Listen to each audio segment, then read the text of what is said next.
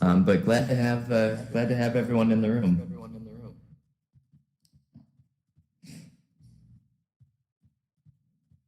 We're happy to be here. Yeah, feel free to mix and mingle. Cathy mentioned that she might be running a little late, so we'll give her a couple minutes, and then we can get started, and she can always jump in when she's able to. Okay.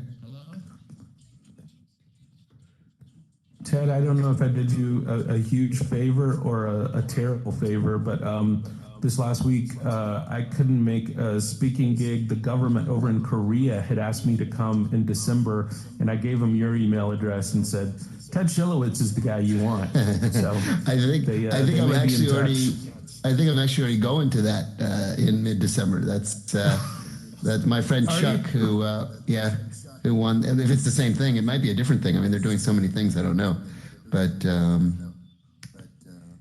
But it was there's something in mid-December in Korea. We're doing like a Japan-Korea trip, so it should be fun.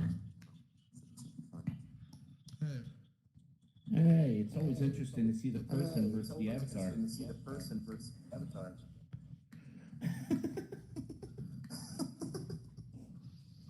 My avatar, I guarantee you, doesn't look anything like me. I was actually.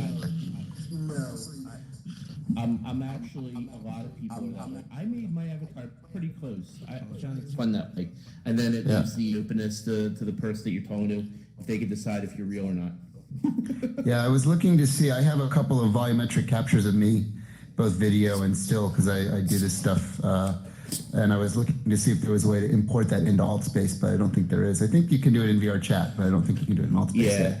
No, I can see. Yet. I think it's too lightweight. But that's pretty cool stuff. Yeah, that's coming. So you'll be able to see kind of a likeness of yourself if you want to get scanned. There's actually on Oculus Rift, there's an actual way to scan in a picture of you in your home room. Yeah. And you scan yourself in, and you get a pretty good likeness of you. Mm-hmm. But the camera wouldn't be big enough if I did that for me. I'm joking. I'm not that. I'm only 230. I swear.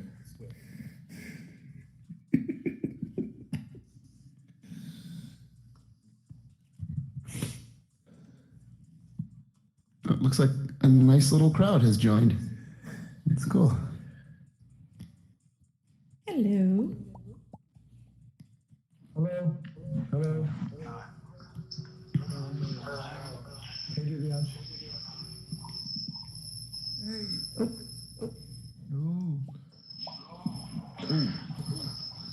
All right. Volume down.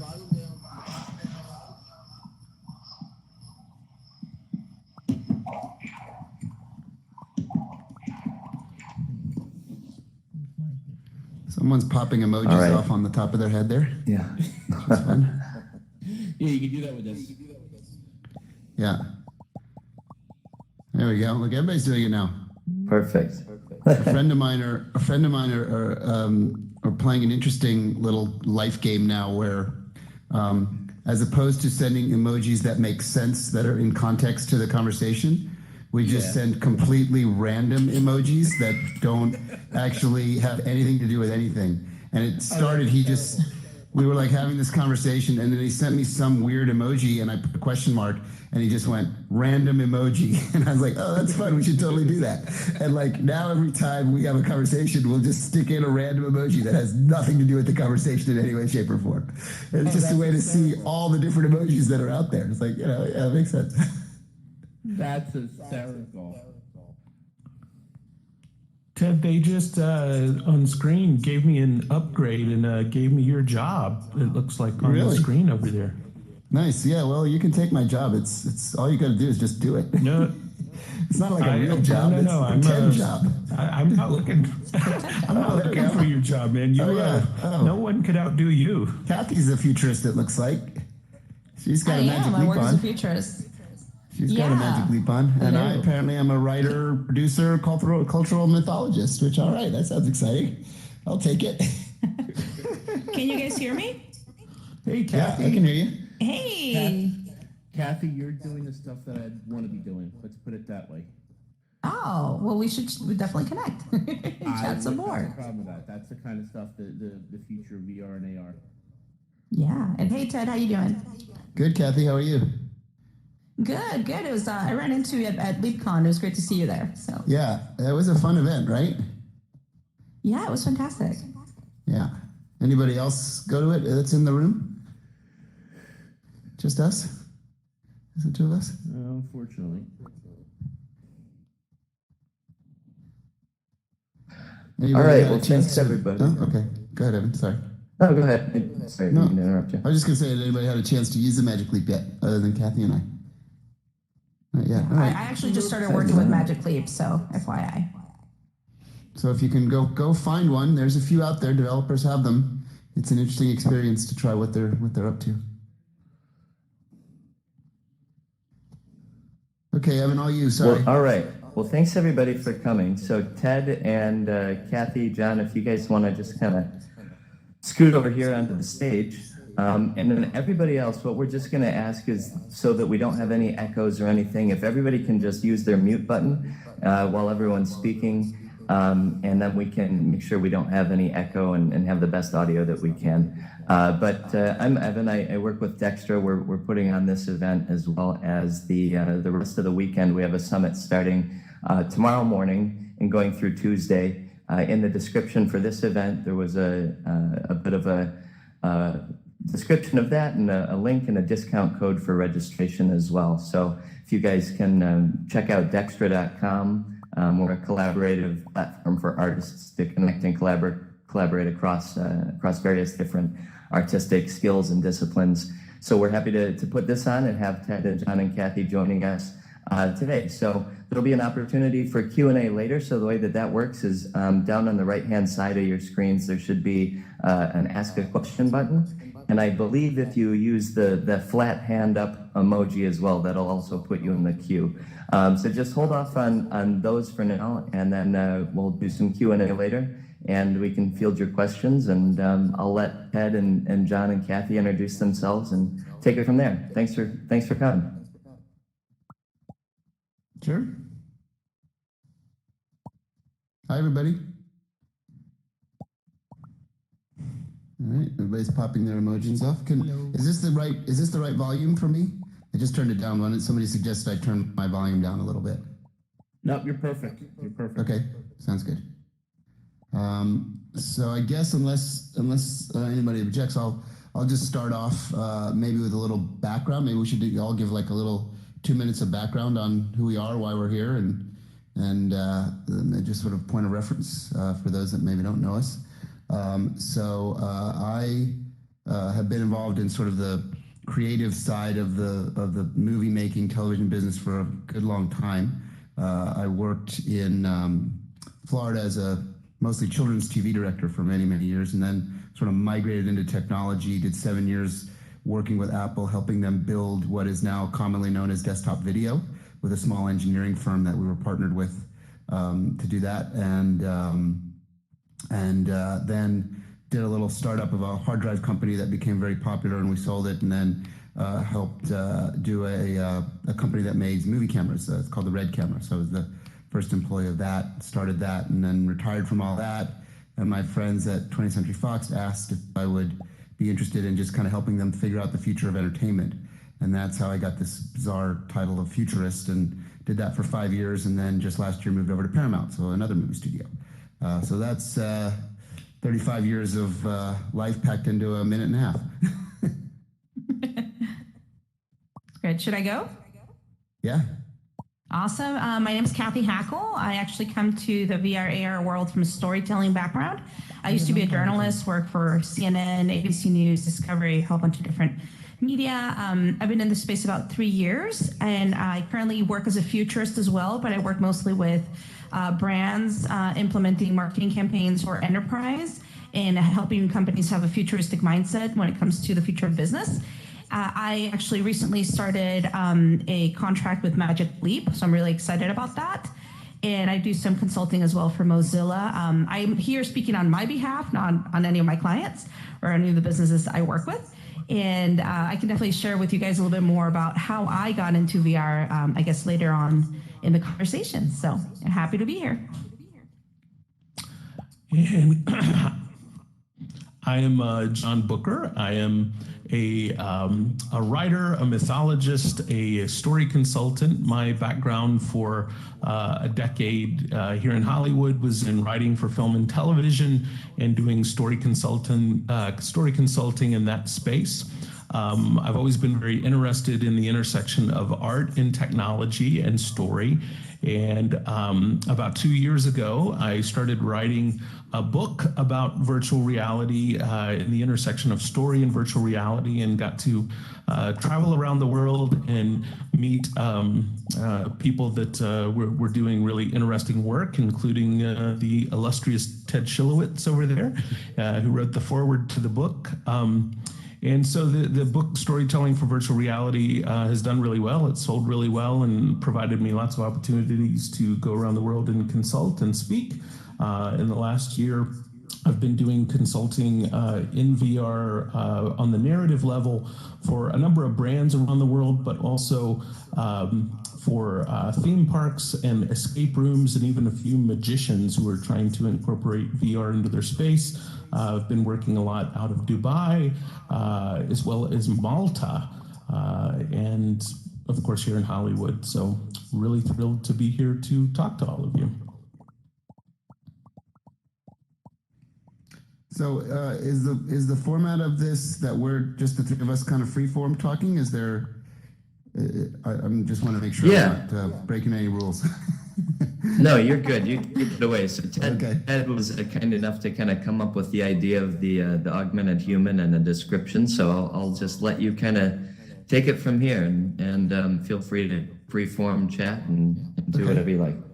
Okay. Well, I think I'll kind of start with dovetailing off what John was mentioning about magic, right? Because magic is kind of one of the core components of all this, and it actually, I did 2 talks in like real reality this week. One big giant one at Cisco, their big annual conference, and then another one at a kind of an investors conference in Menlo Park. And this subject comes up a lot about the idea of the illusion and how long the illusion has been around as a conceptual idea of how to enchant, entertain, sort of connect people together.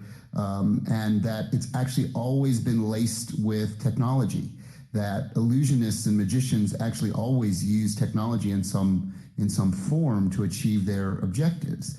And then you kind of angle that into the world of cinema and television, like our sort of traditional media forms, or what we call flat screen media forms. And those have always been interlaced with technology as well. People sort of make this interesting kind of assumption that this VR, AR, MR juncture that we're in now is kind of the first time that technology has really like been in the lead in terms of kind of the blending of storytelling and tech, and that's not the case at all. Like from the very earliest stages of cinema, it was always a technology play. There were technologists involved. Now, given it was analog technology for the first 25 years, 30 years, primarily, and it was someone had the bright idea that they could put a candle behind this thing and bounce light through this very toxic, flammable piece of material. It didn't quite work out so well, right? So we sort of figured that out over time, that we should actually use better formulations, and that was the kind of continuation of the technology, right? To the point when kind of in the 70s, you had, you really go all the way back to the 40s and 50s when you started to actually understand electronics as it would relate to entertainment, right? And then in the 70s into the 80s and 90s, you had this digitization process, right? Where circuit boards were being used to do things that kind of had this bridge between analog and digital. So like your VHS recorders that you had in your home were actually a blending of analog and digital technology, right?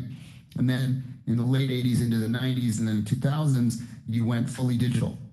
And that's actually interesting. And maybe Cathy and John want to sort of dive in here, because that's an interesting discussion that I think is actually very relevant when it comes to this stuff. And it actually moves it out of like the core tech and into some of the philosophy of why we do what we do. Is everything that we do now, like functionally and creatively, lives on what we call partial language. So code is effectively partial language. Like everything that everybody's doing in this little environment right now is basically built on 2 digits, a 1 and a 0. And we can define entire language worlds and language dynamics and social conventions and concepts based on a partial language, which goes all the way back to the what they call the Arabic numbers, the 1 through 9 plus the 0. But now all we need is the 1 and the 0 to create descriptors and words and concepts and very, very complex concepts like this alt space room, right? It's just ones and zeros all moving very quickly, making decisions. And that to me is pretty interesting when it comes to how humans work and perform and create language and create stories and so forth and so on. So I don't know if that's of interesting sort of taking off part for John and Cathy, what you guys are doing, but none of this is quote unquote real. And then I'll just ask a simple question. I'll leave it to you guys to chat a little bit.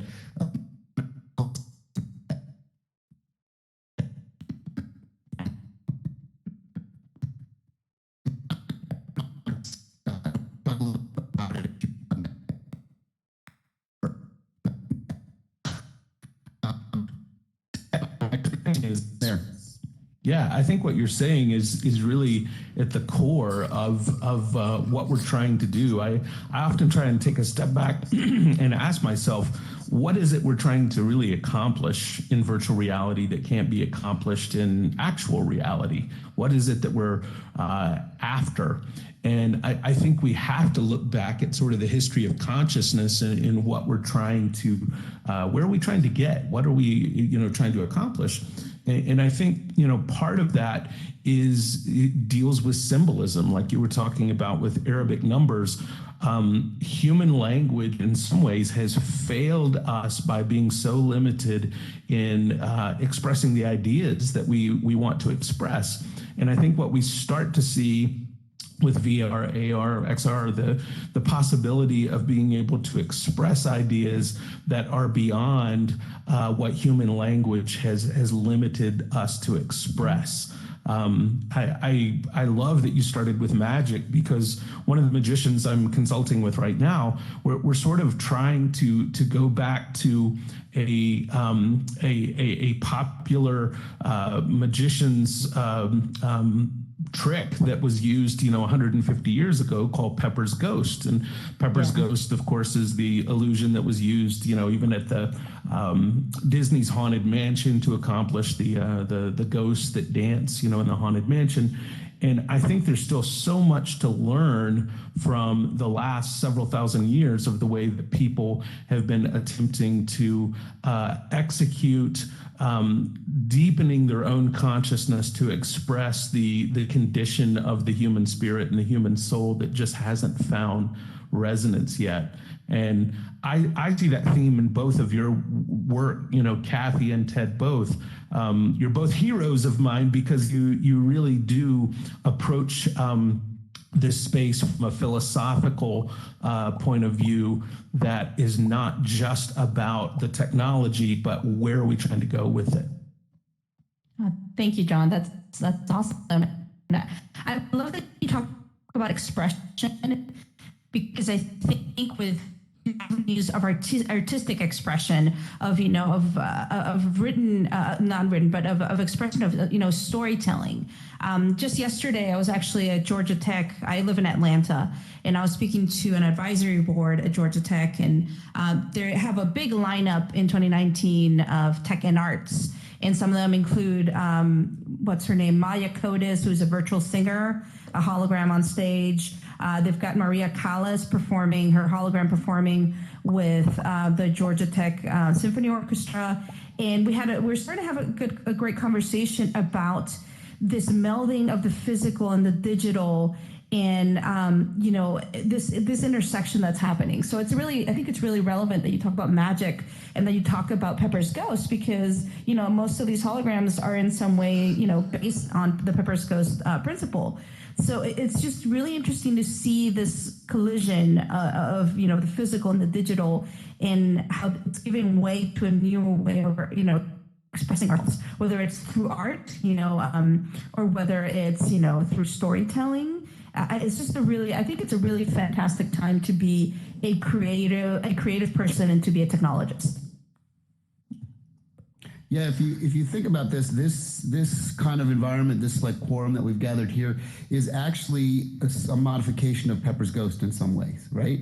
So we're all real. We're all hiding behind the quote unquote curtain, right? Underneath something that we are now being projected into a space, right? And so everything kind of always has kind of a core, right? And you can always reflect like current sort of technology and current use case into something that likely has come from the last 100 years of someone experimenting with stuff. And I very often make a lot of reference to Walt Disney and the theme park world as kind of a world that we're entering almost on a daily basis now. That when I was a kid and then, growing up and now as an adult life, up until just recently, if I wanted to have a theme park style experience for a day, I'd have to go to a physical theme park. Like I would have to, go buy the ticket and go wait in the line and go do all this stuff and potentially get on a plane and get there. And now, and I sort of use this terminology, which sometimes I get a little heat for, but I often talk about virtual reality as a theme park you can strap on your face. Because, in some ways, for those that track Disney lore, I'm looking at this room that we're in, and this is actually the Carousel of Progress right now, right? You've got this like circular little room here. And for anybody that knows Disney well enough or ever saw the Carousel of Progress, like this is probably what Walt Disney had in mind, is eventually this would be the Carousel of Progress. Like we'd all have a digital version of ourselves, some sort of digital avatar, and we'd be able to communicate one-on-one, one-on-three, one in a group, one to many, in a way that could just completely use technology to sort of build on the previous, 14,000 iterations of technology. And that was kind of his dream. For those that may or may not know it, the Epcot Center was what it became after Walt died was very different than what Walt envisioned. It stood for Environmental Prototype Community of Tomorrow, and it wasn't supposed to be a theme park. It was supposed to be the Experimental Prototype Community of Tomorrow, where he was literally trying to build a technology utopia. He expected people to live in this environment, and it wasn't just for people to go and see things from the future. It was to literally live in the future. That was his goal. That was his desire. So it kind of went off the rails a little bit. I mean, it's still great and it still achieves what it does as Epcot, but that was not his dream. Subsequently, many, many years later, another faction from Disney did sort of start the new Epcot, and they created a community about 15 minutes outside of the Magic Kingdom called Celebration. Which is interestingly good, but also a little Stepford Wives kind of thing going on there. All the I have a friend that lives there, so yeah. All the houses sort of look the same, and all the people sort of look the same, but conceptually it was a good idea. And I haven't been there back for a number of years now, so maybe there are multiple cultures and things. But certainly when it first started, it was really like a movie set come to life, and people lived in a movie set in their white picket house fences. With a lot of technology. And these houses in Celebration actually had like early versions of things that we all have, like a Nest and video surveillance and the Ring doorbell. It had all that stuff like 20 years before that became like a commonplace thing you could buy on Amazon. So I don't know if that maybe is an interesting thing to talk about, but it's interesting as it relates to these head-worn devices that are becoming more and more popular now, I think. Yeah, I think that's super Disney... relevant. I actually, sorry. Go ahead. No, please, Cathy, go ahead. Yeah. Ted, I think it's really, I didn't know that story. I mean, I knew Celebration. I didn't know the story behind it. So I think it's really interesting that you mentioned that. John, I want to let you go because I do want us to eventually get into the concept of identity. In the augmented human world, but I'll let you talk since you're working with all these, magicians and all these amusement parks. I think it's fantastic to hear what, your perspective on it. Yeah. Yeah, well, I think what's interesting about bringing up, Epcot and, what Disney has done is we've always had these magical places that we can go that are location-based experiences, basically, before we even had that term.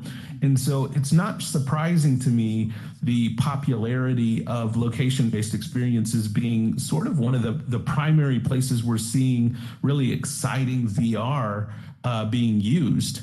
I think we've long since the creation of Epcot and the different Disney attractions have seen that people actually enjoy physically going to another space in order to have a transcendent experience, which is, I think, what people are looking for when they go to Disney, is to transcend the here and now. It's wonderful that we can do that in VR space, but I think it's even more impactful if we physically go somewhere different to have that transcendent experience, which is, again, why I think we've seen a lot more success with these LBEs using VR than we have even in the home market.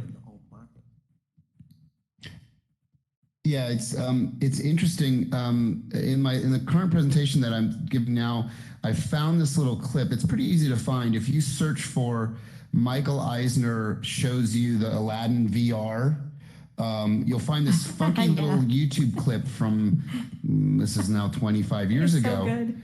Of this thing that I got to use at the sort of the original LBE, this place called Disney Quest in Orlando, and they put like 5 or 6 of these around the world. I think they literally just closed the last one last year. They just tore it down. Yeah, just tore it down. But there was this amazing thing that happened to me in like I guess probably like late 90s, when they installed this thing called the Aladdin Magic Carpet Ride. And the VR headset, while it was giantly heavy, it was like 16 pounds, and it had to be counterweighted. And each VR headset, they were using CRT tubes at the time, and each VR headset had to be connected with this huge umbilical cord to an SGI Onyx machine. So each VR system was over $1 million, right? So a little different than your Oculus Go, which is $200. But actually not that much different. Like when you kind of did the Aladdin Magic Carpet Ride, it was this little mini simulator experience, and it still stuck completely with me. Like it lives in a place in my brain that's completely different than any movie I've ever seen, any TV show I've ever seen. And I've always been kind of trying to like yearn back to that moment.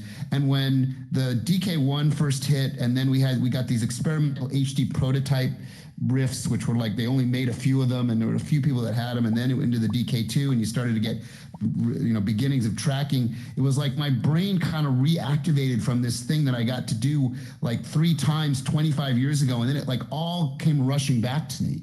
And I was like, this is going to be a thing. Like, this is it. Like, this is going to happen. And then, like, you start to realize all the friction points and all the problems with the devices and the formulation and the quality of the visuals and, like, all the things that are the issues. But that doesn't actually make any kind of hill of beans to the essence of what these things can do. Because over time, we're going to completely solve all these problems, which is part of what, like, Cathy's working now with Magic Leap. They're working on solving these problems. They're working on solving the form factor and the comfort. It doesn't mean they're done yet. In fact, they're not anywhere near done yet. So much from the press is just completely misunderstood of what that device actually is and why they're doing what they're doing. It's not a consumer device yet. Technology is what's really important, and what they're building is really important. So it's just really been an interesting time for me personally. I know probably for Cathy and John, and likely for everybody in this room, because you're all in it with us. Like you're all playing this like game with us of like, let's play the game of the future. And we're all trying to figure it out together. And we've all accepted that there are just tons of things that are wrong with the stuff that we're doing right now. But everything that we like about simulation behavior and futurism and conceptually like moving out of this flat screen dynamic world that we live in constantly is what's happening. And for those of you that just, have one of these devices, dove into one of these devices, you're already getting it. Like you're way ahead of the curve. And like, I know John has seen this happen, and maybe Cathy has too. I go to a lot of conferences. I do a lot of presentations, a lot of speeches, and I very often ask how many people have a VR headset, how much time do they spend in VR, and it is still absolutely shocking to me how few people will actually buy the gear. They'll come to the goddamn conference, right? They'll spend $1,000 to fly to the thing, and they'll buy the conference pass, and they'll do all this stuff. Yeah. And I'm like, how much VR have you done? And they're like, oh yeah, we saw like VR 3 months ago. We totally got it. I'm like, no, you don't. Like, No, I put asked the you- damn headset on and spend some time in it. Right. Ted, John, and I should Cathy, let you this guys is talk. this is Evan. I just want to jump in real quick. So this space is actually full, so now we're broadcasting into a second one as well. So just wanted to make sure that you guys are all on air, so that everyone in the overflow space can see you too. Yeah, I'm on air. Very Okay. good, yeah. I am as well. Great. Okay, just turn. Hey, Continue. everyone Am I on in the air? overflow Perfect. room. I think I'm on air and I'm on the megaphone, right? That's what you guys want? Yeah. Yes. Yeah. Great. It's allow ND10 to confirm. Okay, there we go. Okay, got it. Ted, Cathy, I think I'd love that's a to really. have you Oh, pick yeah, up go ahead. about that identity piece that you were bringing in, because I think that is so important. I was really anxious to hear you talk about that.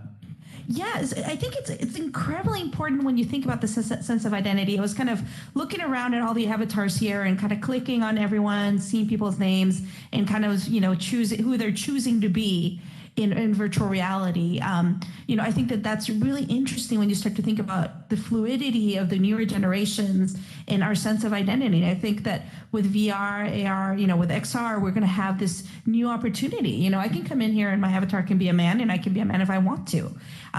There's no limits. I think that's very powerful. I want to talk about a personal experience I have going on right now. So at one of the labs I work at, and it's not Magic Leap work, it's other work. It's called You Are Here Labs. We do volumetric capture, and we did a volumetric video of me, and we were able to find a way to release it through social media. So yeah, we released what I called the world's first holographic press release, and it's actually volumetric video of myself, and I'm talking about what this is, etc. And we sent it out through Snapchat and Facebook, and the reaction has been fantastic. But me, as a woman, I'm the one being, I'm the actual hologram. Hologram or volumetric video. I don't think we need to get super technical in that sense. But it was really interesting because I had a lot of reservations at some point of like, what happens to my scan? Where does the scan live? Like, do I own the rights to it? Like, what can people do with it? And and actually it's been a very positive response when we put it out there, but I had some reservations from an identity perspective, because it's a lot to put yourself out there like that personally, I think. So yeah, I think the sense of identity is going to be really interesting when we talk about who we are in this new in this paradigm shift of technology, and who we want to be. Well, I'm Cathy, sort I of in think the same boat. Oh, go ahead, John. Oh, no, I was just going to say, I think, that's something I've been trying to keep on the front burner for every sort of technology I'm looking at. I think the ethics of technology cannot be underestimated when it comes to identity, because I'm interested in technology that will make us more human and not less human. I believe I'm a huge technology person, and I believe that technology has the capacity to open up our humanity, but it can be, it's a tool. We can use that hammer to build a house or to tear one down. And so I think it's super important that we remember, our identity as being human, that hopefully we have some sort of motivation in using this technology to open up possibilities for people, as opposed to make us less and less human. So I really appreciate that identity piece that you bring into the equation.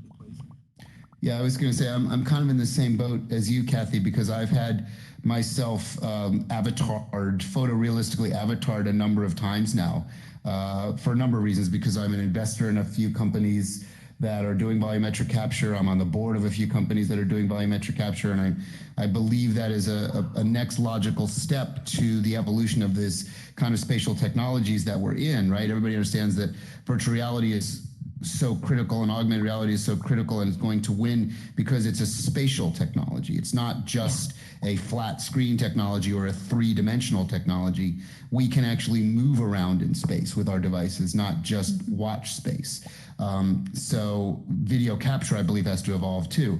But what John's bringing up is kind of this overall kind of bubble of ethics, right? So this is the old Spider-Man quote, with great power comes great responsibility, right? We all have this amazing power.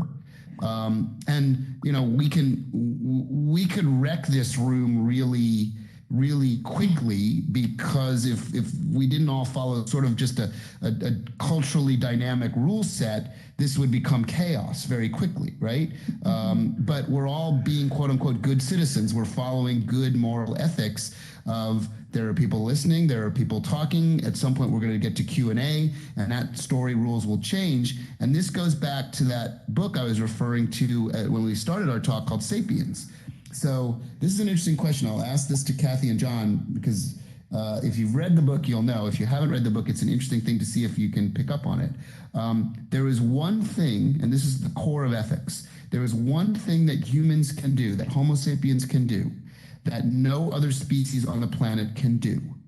Literally one thing that's been defined and studied. Do you know what? Do you want to take a stab at what it might be? Logic. It's not logic. But Creativity. Yes. You're sort of on the right track with creativity, but it's much more core than that. Okay, one more guess, and I'll tell you. Self-reflection. Okay, you're dancing around Self-awareness. You're dancing around it. A lot of animals are self-aware. The one Reasoning. You're dancing around it, but you're not quite right yet. The one thing that humans get to do and can do is humans tell stories. Humans create fiction. And because they create fiction, they can be self-aware, they can be self-reflective, and they can gather in groups of varying sizes up to gigantically massive sizes with the same common core belief structure, not because any of that's real, because they share a common story. So fiction is essentially how we glue our world together, how everything holds together. And when you start to see cracks in the armor, which we could talk about that from a political dynamic, a social dynamic all around the world, not just in the United States, it's the fiction that's starting to give us trouble, right?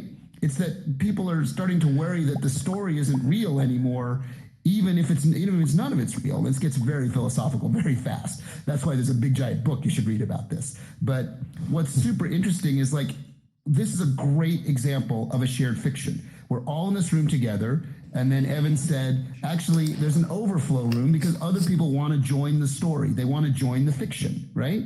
So we're all together in this fiction. Now, if we were any other species other than humans and we put all these people together, we wouldn't know what to do. So there would literally be chaos. We would literally try and kill each other. Like, imagine, like, we're very, very genetically close to chimpanzees, right? Humans, like, it's almost the same, couple of little tweaks. But imagine if you went to a sporting event and half of the sporting event was a bunch of Homo sapiens and the other half was chimpanzees on the other side of the stadium, 50,000 chimpanzees. Do you know what would happen? Absolute chaos. They would try and destroy each other, right? Because they don't understand why they're there. They don't understand the common story. We all put on the same colored jersey and we can be like, yeah, we get the story. We know what we're doing here. We're going to go get a hot dog. We're going to sit down. We're going to have a beer. And for the most part, nobody killed each other. Occasionally the story and the fiction breaks down. But for the most part, it works. And this is a great example of the Homo sapien experience. We're using advanced technology that humans have created completely artificially. None of this is real, right? In the artificial world, we're likely all sitting in some sort of home in front of a computer, wearing a VR headset. None of that's real either, right? It's all been created by humans that understood a story. You want to build a home, that's a story, here we go. You want to sit in an office, that's a story, here we go. You want to go to a sporting event, that's a story, here we go, right? So this is kind of this tenet of this, like, this augmented world that we live in. We have built technology stories as a cocoon, surrounds us constantly, and this is our quote unquote reality now. This is reality. Reality is fiction. So it's a really interesting thing to study, and it just, being in an AltspaceVR room, and I did this once before in a VR chat room where I had a whole group of people talking to, is just a completely, like, fictional dynamic, but because we all believe the story, we can do it together, and it all works. Yeah. So, Ted, what you're saying, I think is so spot on. My PhD is in mythology, and I've studied, at length Joseph Campbell and the way that Joseph Campbell looked at, the reoccurring stories that would appear around the world. And he said something that I think really relates to, what you're saying, and that is that some stories are so true they can only be told through fiction. And I think that's what we're really trying to accomplish, in virtual reality, is get at some of those stories that could only be expressed and told in a virtual space. We need the language of metaphor in order to understand these stories, to execute these stories, and to live into these stories. If we're to keep progressing as human beings, which, is for me what that book Sapiens is all about, is sort of where do we go from here as human beings? How do we move forward as human beings? And we know that technology is going to be playing a huge part in that. But I think I love that we keep coming back to old ideas and ancient ideas. Because I think, even going back to ethics for a moment, we have the myth of Prometheus, stealing fire from the gods that serves as a wonderful sort of boundary for, where then does technology become something that is making us less human? Where then does technology become something that's using to be divisive towards us as opposed to unifying? And do we have any sort of limits beyond just pure capitalism as to what will drive the technology that we create in the future? I'd be curious to hear from you, Ted. Do you think that we've got any sort of boundaries beyond just our own capitalism that will prevent us from any technology that could be destructive to us as humans? Yeah, it's a super good question. But before we even get into that, speaking of technology, did we lose Cathy somehow? We did lose Cathy somehow. She's trying to get back in though. Oh, okay. So it's just she didn't get mad and leave. She just had a technology problem. No, she is trying to get. Okay. So all right. So hopefully she'll drop back in. So it is super interesting, right? When you start to discuss this ethical dynamic and the ethical conundrum, and it actually what's interesting is you can refer to it as the story of all stories is always the battle of good over evil, right? And that dynamic of who defines good and who defines evil is a sliding scale, right? It's always in flux. Some people would say that what we are doing in this artificial world is like cheating God, like this is evil, right? This is not what people should do. So we're all in here saying, well, we probably have evolved well past that story, and that's not an evil thing anymore. This if we went back to the Salem, witch hunts, which of course none of that's even true either. That's all fiction. Like the real stories of that are very different than what have been publicized in the old press, of the newspapers of the time. But we might all be asked to go into the water test because here we are doing this. We're like little devils now. We're living in this weird technology world, and who knows if this is a good thing or a bad thing. It's a really interesting thing to study, right? But I think when you boil it down, when you really start to get to a kind of an overall view set of what this means, it's within the shared mythology, within the shared value system and the shared ethics of a group of people, what feels like this is good and what feels like this is not so good, and what feels like this is really off limits. This is stuff that no human within our society should do, within our common fiction should do. And that does change, right? And it's changing all around the world, right? Just because we in the West, if I'm here in California today and you guys are on the East Coast of the US, we have a fairly shared common belief system, right? But if you go to other places in Africa or South America or different parts of the world, their belief system may be just as relevant and just as important to them and their society, but it would be a little different than ours. And you kind of only get that. For me, I've been lucky in my lifetime to have literally, physically traveled all around the world. There's been very few countries in the world that I haven't been in. I'm in an interesting Headset power is low. Holy cow. I got to go plug in my headset. Okay. An interesting dynamic of physically having the ability to have traveled all around the world, right? I'm in a club there's a club of people that have been to over 100 countries in the world. I am way over 100 countries. But with technology, with this VR dynamic, now there's a whole group of sapiens, a whole group of humans that will get to travel the world and learn about different cultures and different dynamics using virtual reality and mixed reality very, very soon. Photorealistic, right? Like believing you're actually there, which is a huge deal. So we'll be able to break down boundaries. We'll be able to understand more cultures because we can theoretically digitally travel to those countries, meet those people, interface with those people. I was in Israel this summer, and there was an interesting thing that happened. I was with this group of technologists on this like week-long journey, and an interesting discussion that happened around the political dynamics going on in the United States. And one of the people I was with said, "Do you know that less people, like the amount of people that have passports in the U.S. is less than 50%." So we kind of Googled it. I think it was like now, and it was like 20% just a few years ago. Now it's like in the 40%.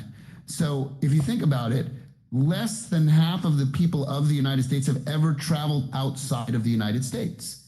So they have no perspective on what the world is actually like, what people are actually like in other places around the world. I imagine that some people in this room are not from the United States because we're living in a virtual world, right? So we have different cultures. We can understand each other if we learn some things about each other.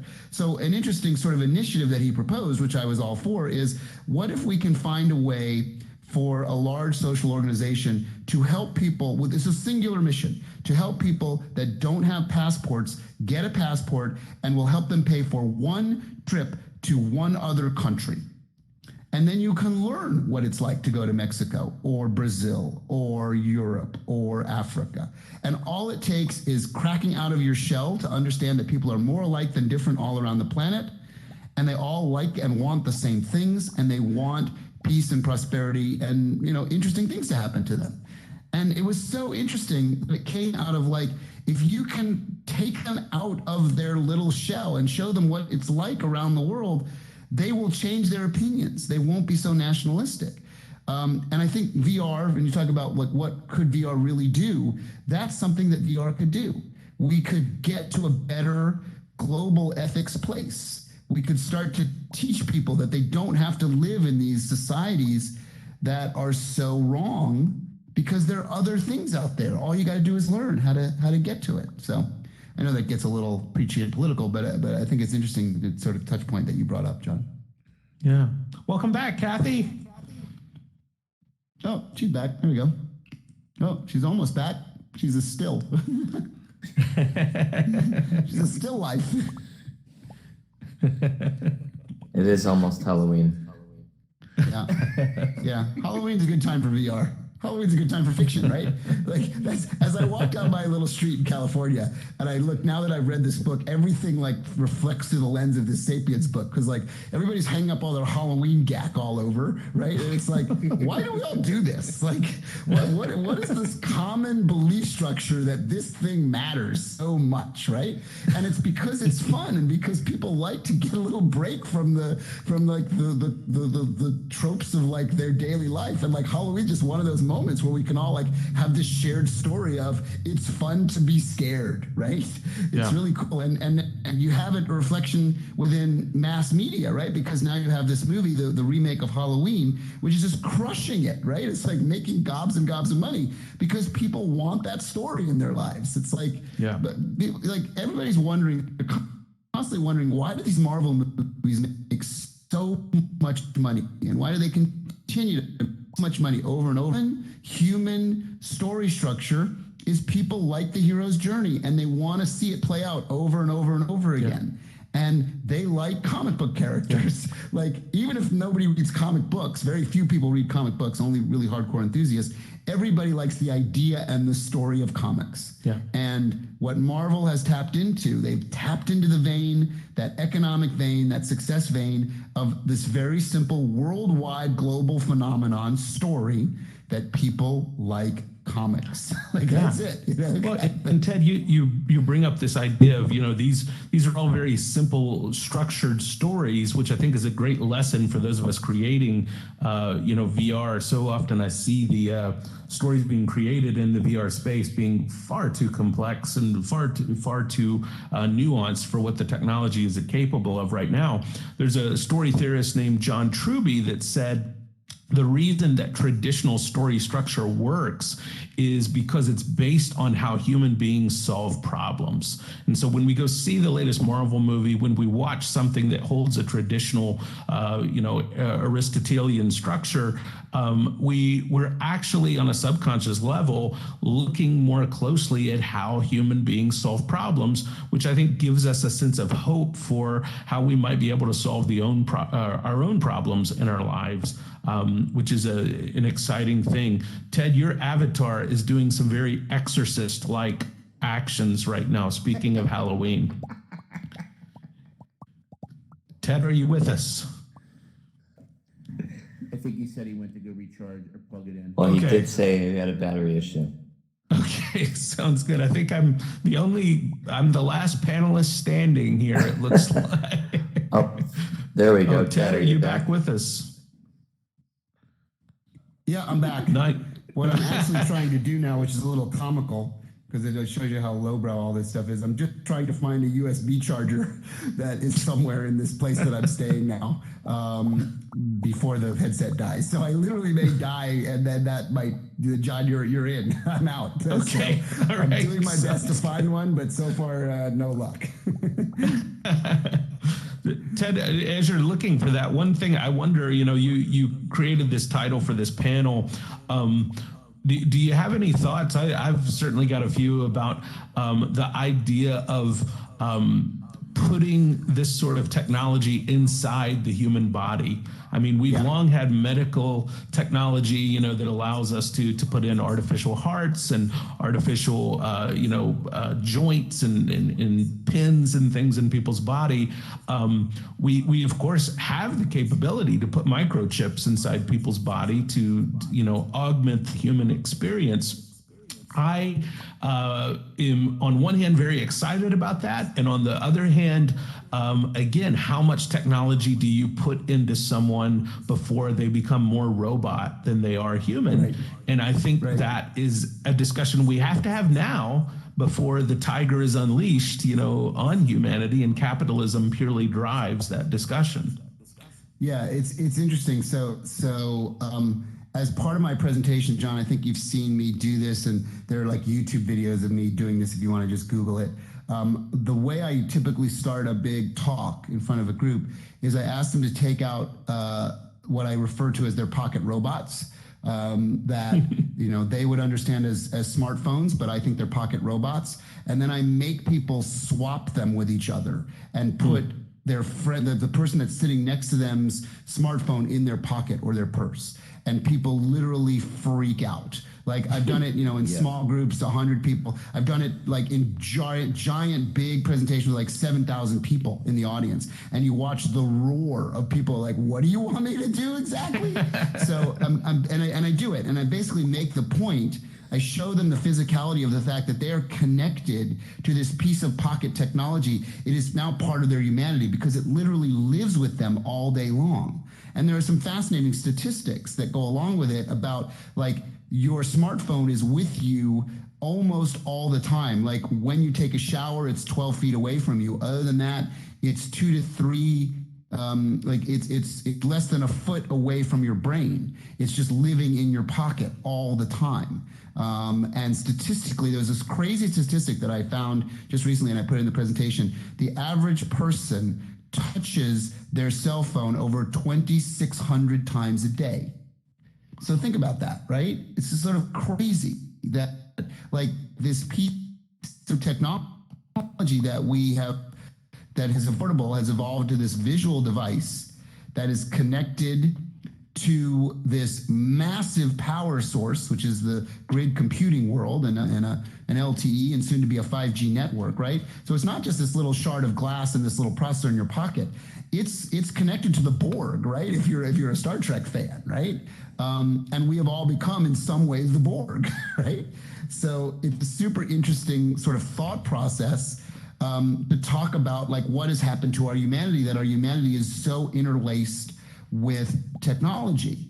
And then I just sort of extrapolate the fact that because we take this thing and we hold it in our pockets and we hold it 2,600 times a day, there's a logical step that makes sense to me that very soon we're going to wear it instead of hold it. Because at some point, there's no reason to hold it. Like we can make the technology light enough and smart enough and nimble enough that we'll hang it off our ears just like we do eyeglasses, and we'll stick it in our ears just like we do with headphones. Like we don't all walk around with boom boxes because like we built a portable one. They're headphones, right? We stick them in our ears.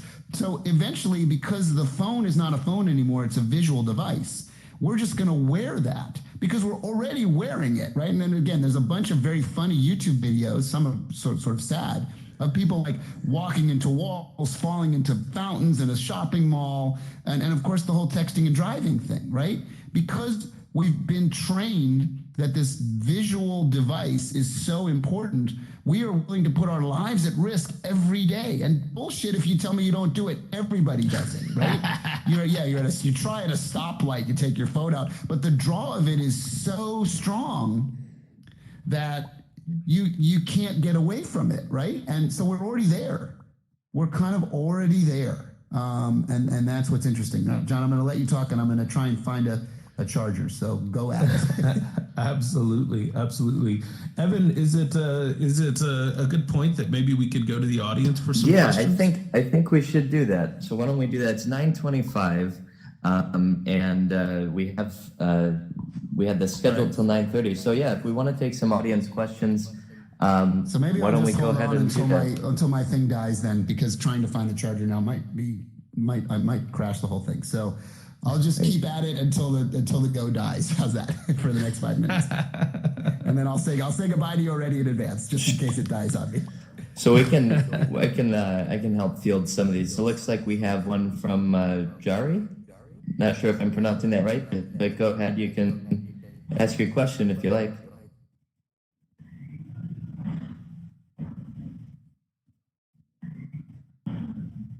If you might be muted if you're speaking.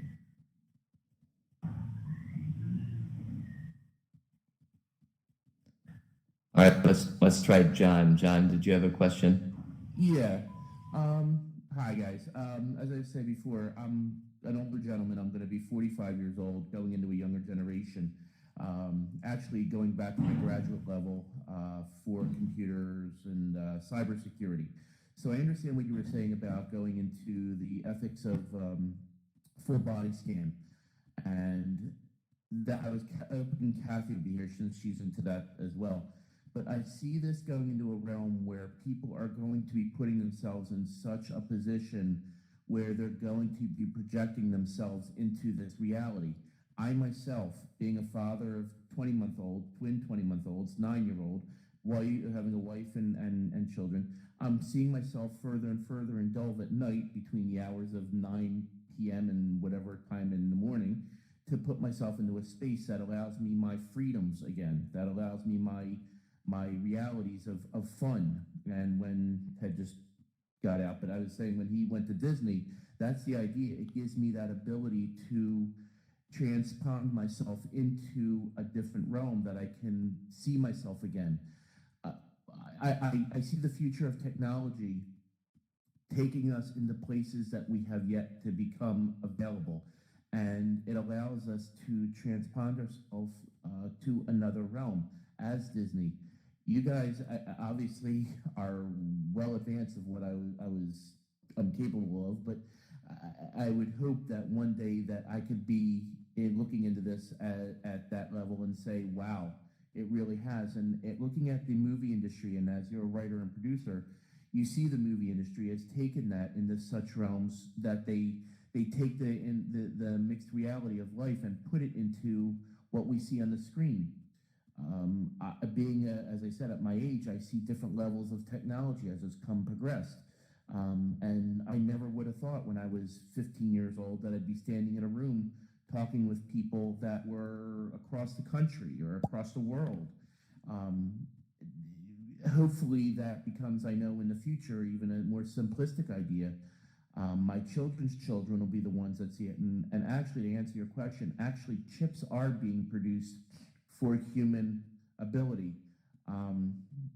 Just as I'm aware of, military has the technology, they are implementing the chip technology into humans for different aspects. But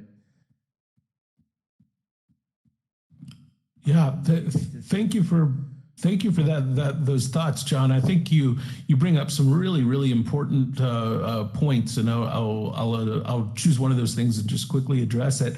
I think we're seeing the ease with which people can access high level technology continue to progress very quickly.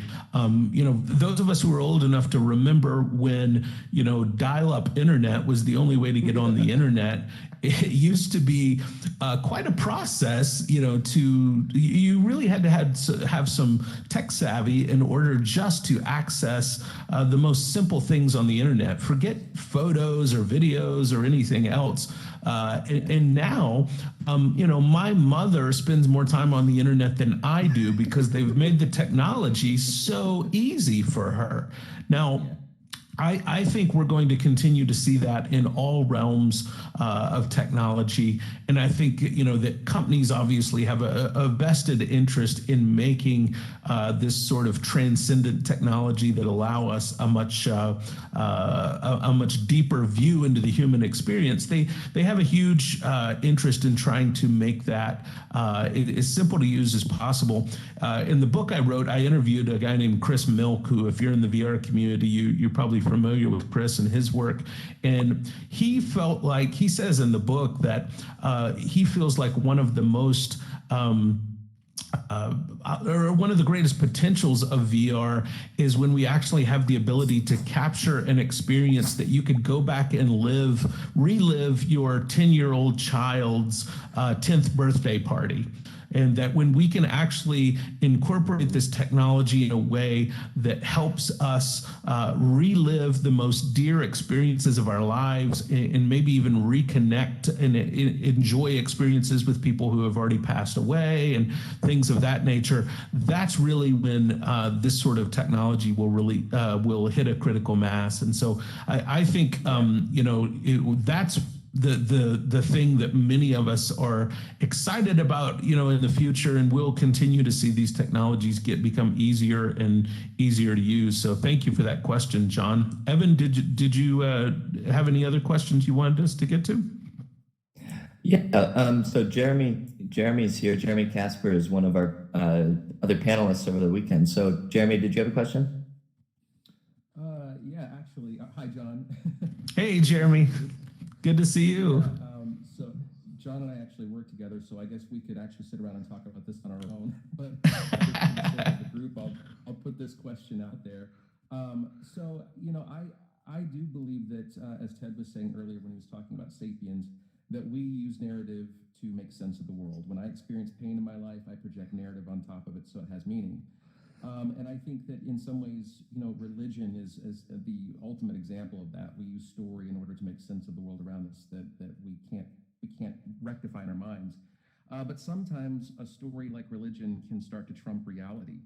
And so what I'm interested in, it's too bad our other panelists aren't here, but I'm interested in technology and how it not only shapes our stories, but do we stand the risk of technology actually creating a story that begins to trump reality? I'm curious if you have any thoughts about that, John. Yeah, absolutely. And I too am. Go ahead, Evan. Oh, I was just going to say, I think on the screen behind us too, it looks like we have a question from one of the viewers on YouTube, and that kind of loosely plays in at least to the question that you just asked, it seems. So Oh, yeah. This to me, and I'm really disappointed that we can't hear Ted and Cathy speak to this as well, because I would be very curious to hear, their thoughts about this. I do think we really do run the risk of creating a narrative that is more compelling to people, and thus will be more readily adopted than what may be, be true, or be factual or be accurate. And that concerns me. That scares me in some ways. I think philosophers have long dealt with this issue and been questioning this issue.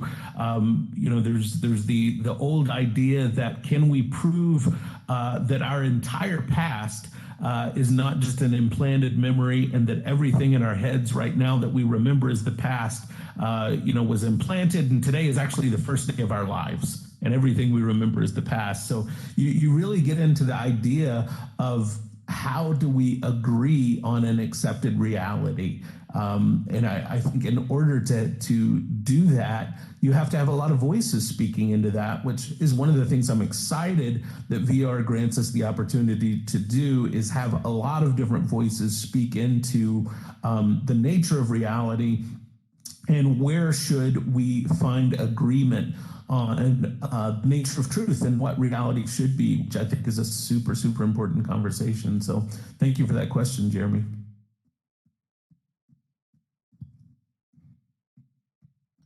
All right, let's see.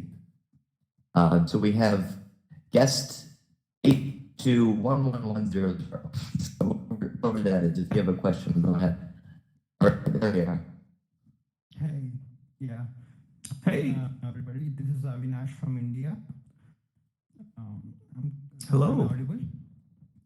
Yes, we can hear you. So my question is, so we see here there are 20 people, we can see they are consumers, they're human beings, and there are two companies, you see Dextra and AltspaceVR.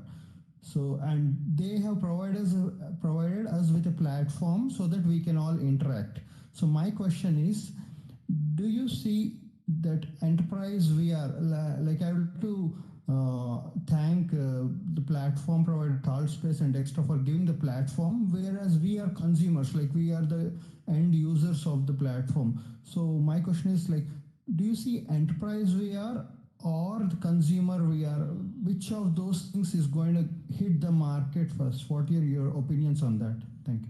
Yeah, that's a great question. And let me also first agree with you and thank Dextra and Altspace for this opportunity to have this discussion this morning, because I think that is just a wonderful service that they're providing to the VR community in order to open up these conversations. So thank you, Dextra and Altspace.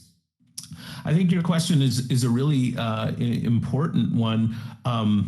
I right now am really encouraged by what I'm seeing in the enterprise space as the potential and possibilities of bringing in a much larger group of participants into the VR space. And I do think that enterprise is going to be very key to mass adoption of VR and in AR and any other sort of future technologies that we are going to embrace.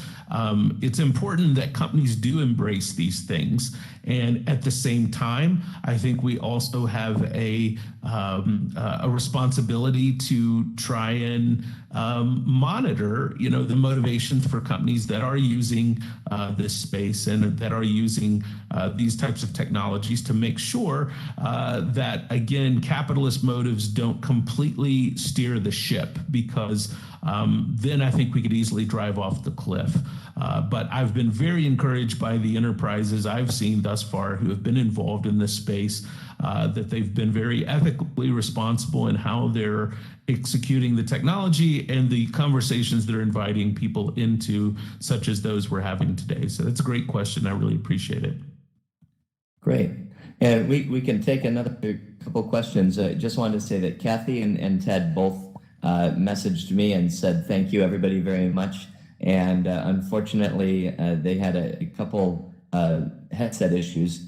And had to get going as well. But Cathy said, feel free to reach out to her on either LinkedIn or Twitter with any questions you might have.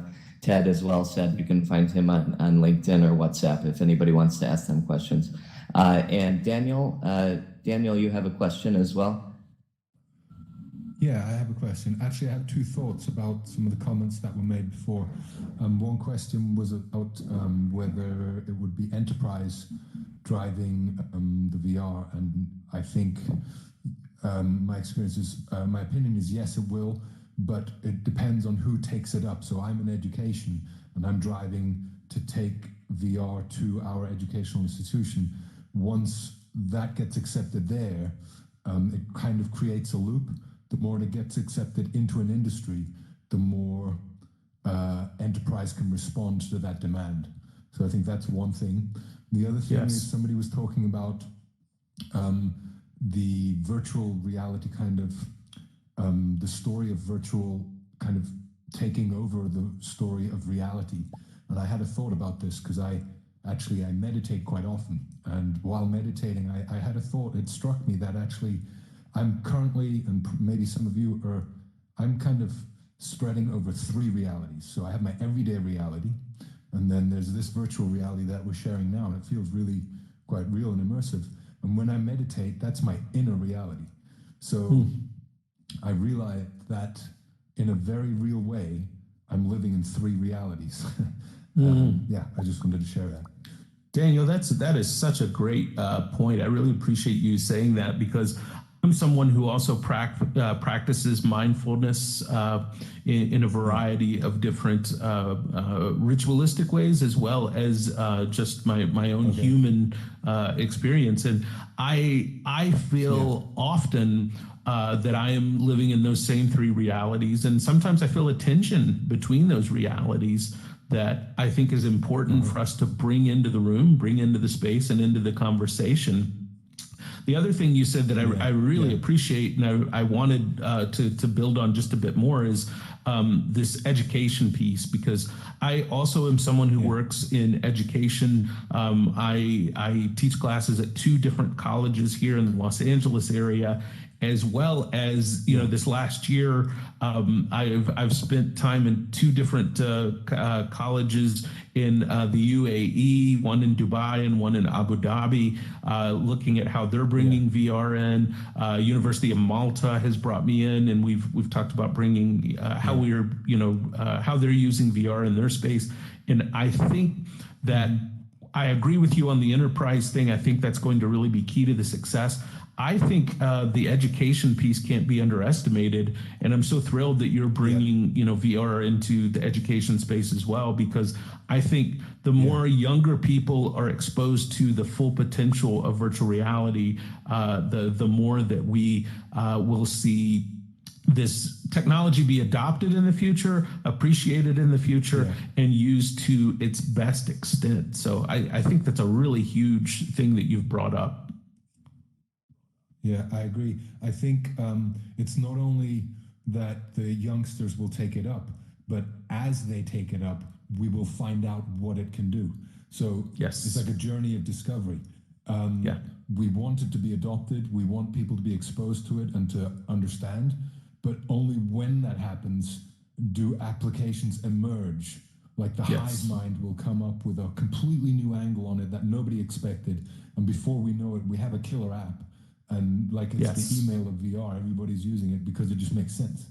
Yes, absolutely. It's a great point. Great to bring that into space. Excellent. Yeah. Thank you, Daniel. Well, we're at 9:42 Pacific time right now, so we've gone a little over, and just want to thank everybody again for coming.